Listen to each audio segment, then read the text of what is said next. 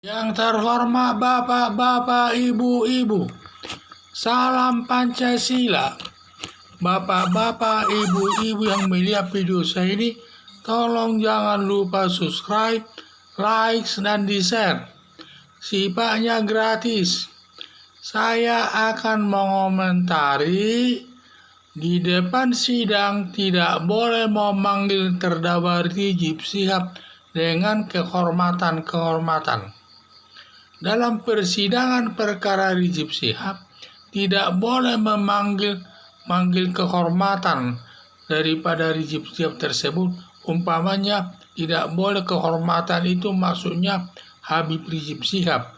Jadi kalau di muka persidangan tidak perlu menyebutkan Habibnya, cukup memanggil Rizik Syihab saja.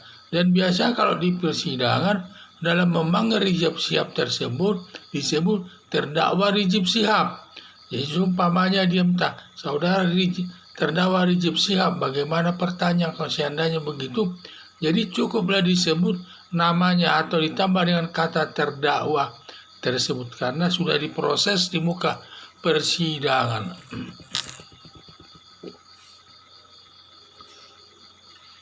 Orang yang berurusan dengan perkara pidana ada 3 panggilan yang diatur dalam Undang-Undang Undang-Undang Hukum Acara Pidana, dan panggilan tersebut ada 4. 1. Dalam pemeriksaan di polisi atau disebut tahap penyidikan, disebut namanya sebagai tersangka atau dipanggil kalau tersangka Rizik Syihab. Nah, itulah kalau terkait dengan perkara Rizik Syihab ini.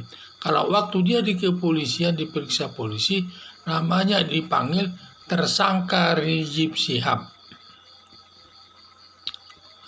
Dalam perkara pemeriksaan di jaksa maupun di muka pengadilan, maka disebut namanya terdakwa.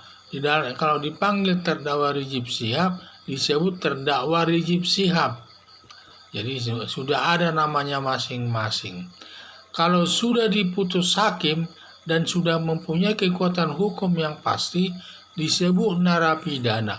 Narapidana ini sedang menjalani hukumannya sesuai putusan hakim, disebut narapidana. Sehingga kalau Rizik Syihab dipanggil, kalau nanti ya sampai diputus hakim, makanya nanti di penjara namanya terpidana narapidana Rizik Syihab dipanggil.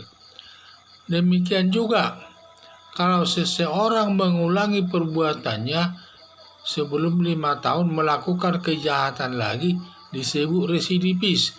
Residivis ini adalah seseorang yang melakukan kejahatan yang sudah diputus hakim, yang sudah mempunyai kekuatan hukum yang pasti, dan setelah selesai dia menjalani hukuman tersebut, belum lewat waktu 5 tahun, dia melakukan perbuatan kejahatan lagi.